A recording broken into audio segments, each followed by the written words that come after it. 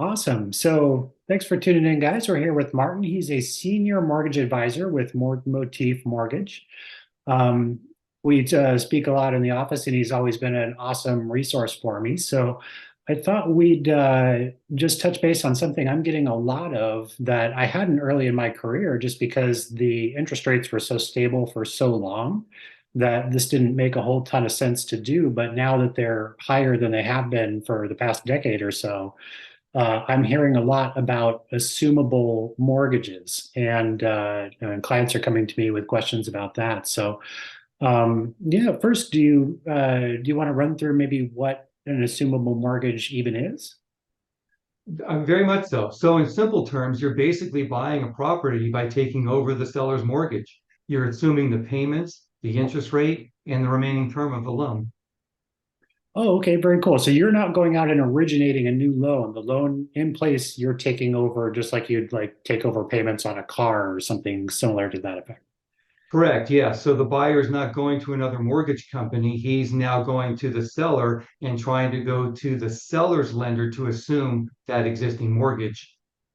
Gotcha. Okay. And can you do this with any mortgage at all, or is there any restrictions on what mortgages are available for this type of program? Yes, that's a great question. And the answer is no, not all loans are assumable. Conventional and jumbo loans are not. The only loans that are assumable are VA, FHA, and USDA loans. Oh, okay. So anything that has that federal mortgage. Yes, Okay, perfect. yes. Gotcha. All right. So there's obviously some benefits to this. I think most people are seeing. I had a question from a gentleman yesterday with a VA loan, and he was lucky enough to lock his in at 2.25%. And of course, now those rates are a dream. But Very true. yeah, so just out of curiosity, where are we today-ish? We're still kind of in the 6.5 range.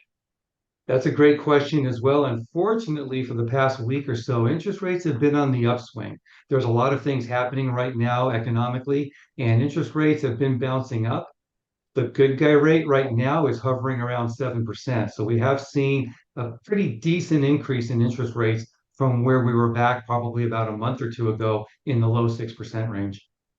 Okay, so that seems like it's a pretty huge competitive advantage for sellers who can make their mortgages assumable if they've got VA, FHA, or USDA Yes, loans. So if it that, makes sense for everybody, yes. yeah, I mean, there's obviously a lot of pros and cons to that, but that would be maybe one of the benefits of doing that. Um, do they need so it's not normally like going through another mortgage application process. Do they need to get an appraisal or anything of that nature if they're doing an assumable? That's a great question. Actually, you are still going through the mortgage process. You're just not applying with any other mortgage company. You're applying with the existing lender on the loan for that property. So there are some things that the buyer still needs to do in terms of qualifying for that mortgage. And they have to still present all of their abilities in terms of credit, income, assets, everything else. Down payment comes into play as well as to what's the combined loan to value may be if they're maybe taking out a second trustee. So there are certain little nuances that have to be taken into consideration from a qualifying standpoint with the existing lender. Okay, so not anybody can just walk in and assume that loan. So you're still going through a pretty rigorous application process. Correct. Legally, that's correct. You may hear something about what's called an illegal assumption, where the seller is just saying, here, take over my payments. That is something I do not recommend buyer or seller doing. Right. And in that situation, I've not ever seen this happen, but I've heard that they can actually call the loan due in that situation, right? Very much so. Yes, that's exactly what can happen. So then it becomes a big problem for everybody, especially the seller in that case. Gotcha. So if you're doing this, you want to make sure you have all your I's dotted and T's crossed as far as the transfer of that mortgage. Very much so. For the protection and benefit for all parties, yes. Gotcha. Okay. So this is not just a panacea. It's awesome if you can assume, a big chunk of money at a much lower interest rate. But it seems to be that there are some downsides to that as well. Can you talk a little bit about what might be some pitfalls or some cons in terms of assumable mortgages? Sure, very much so. So the existing lender obviously has to approve the loan. So you can't just take over the existing mortgage. You do have to qualify with the existing lender, and the new buyer still has to completely qualify for that assumption. And in the case of VA loans, there is some financial risk to the seller because the seller will lose their used portion of their VA entitlement. Most veterans or VA owners do not know that. They just figure if somebody's assuming a loan, it's being taken over. But unfortunately for VA, because of how the entitlement for veterans is calculated, that entitlement is now used on that property. And if the loan is being assumed, technically the entitlement is also being assumed. So that way, the veteran seller will now lose whatever entitlement they've used for the purchase of that property. So if they want to now go purchase another property, they're only going to have maybe a small remaining balance of their entitlement, which will now make it a little bit more cumbersome to try to purchase a home with zero down. They now may need to come in with a down payment, maybe significant down payment, depending on the property they're purchasing, because they can no longer do a zero down loan. Gotcha, that makes sense. And even if you're not VA, if you're FHA or USDA or something, one of the things that jumped out at me when we talked about this was the fact that since prices have gone up in the last couple of years, you're actually going to need to be pulling out or doing another a second or some way to make up that difference. Are those Correct. rates similar? Are they higher? Are they lower on a second trust deed?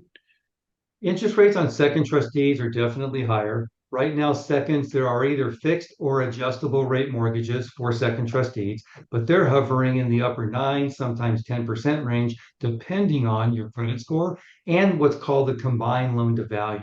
So if you're assuming an existing first trust deed and you need now additional funds, regardless of the amount, whatever that combined loan to value is now, whether it be 60, 70, 80, 90, 95% loan to value on the second, that higher loan to value will dictate a much higher interest rate and depending on your credit score as well. So there are some pros and cons about considering wanting to assume somebody's loan. That's where it does come down to possibly speaking to your realtor, yourself, of course, or a loan officer to look at what the options or available options may be. Is it really something that's going to be beneficial to assume because of the low interest rate on the first, but because of the higher interest rates on the second or the cost involved in doing so?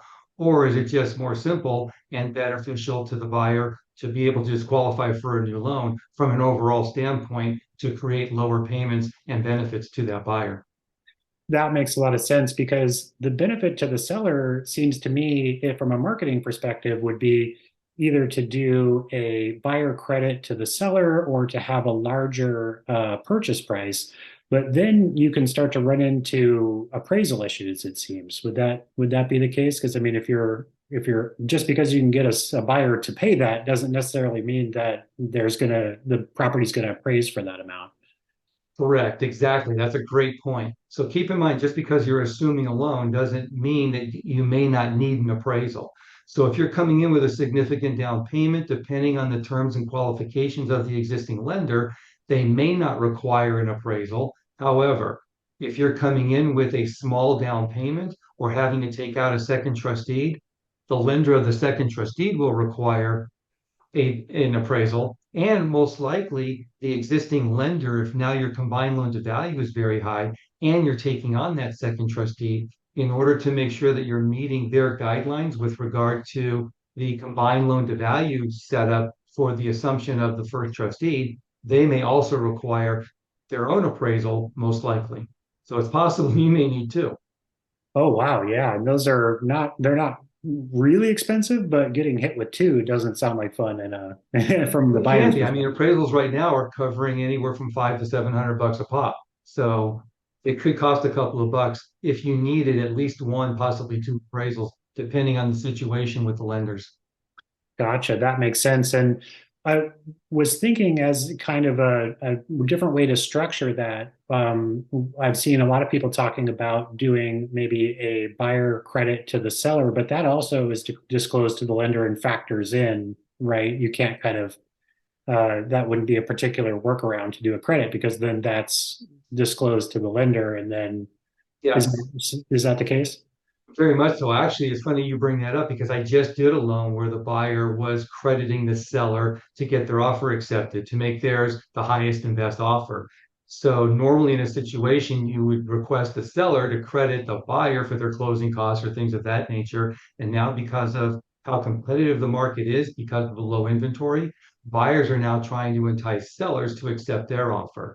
And in this case, we did have to explain to the lender that we are putting a loan through that the buyer is giving a credit to the seller because we still have to document sufficient funds in order to close the escrow and where the funds are coming from. So that is very important to have to be able to document.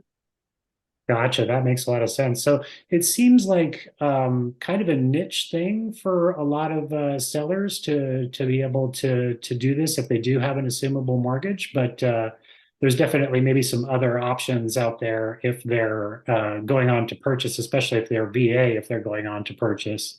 Um, so yeah, it seems like why we're not seeing a ton of these in the marketplace is that exact problem that people are running into, especially with the entitlement on the VA and then some of the appraisal issues with all three of those types of loans. Very much so. So it is going to be something that's going to become a little bit more prevalent for those sellers who have VA, FHA, or USDA loans. Again, if it's a conventional or jumbo, they can't be assumed. But for those sellers who do have those other types of government type of loans, and because of the low interest rates that are out there right now on those loans, and given the higher rates that we're seeing right now, it may become a little bit more prevalent to where some people may want to look at the possibilities of assuming, again, depending on their down payment capabilities and being able to absorb a second trust deed or just come in with a higher down payment. So some of these things will be coming into play a little bit more than the norm. Gotcha. It's definitely going to be interesting to see. I know when we saw adjustable rate mortgages coming back there for a little while, and it's just very interesting to see how the market kind of copes with a higher interest rate environment. But for those few sellers that it might work out for, it seems like a good option to have in the back pocket. Very much so. It can make the property a little bit more marketable just because of the ability to entice more buyers to come into their property because of the assumption ability of that lower mortgage. So that's huge for them. Gotcha. Well, that's a ton of good information. I really appreciate you taking the time with us today. My pleasure always. Thank you. You got it.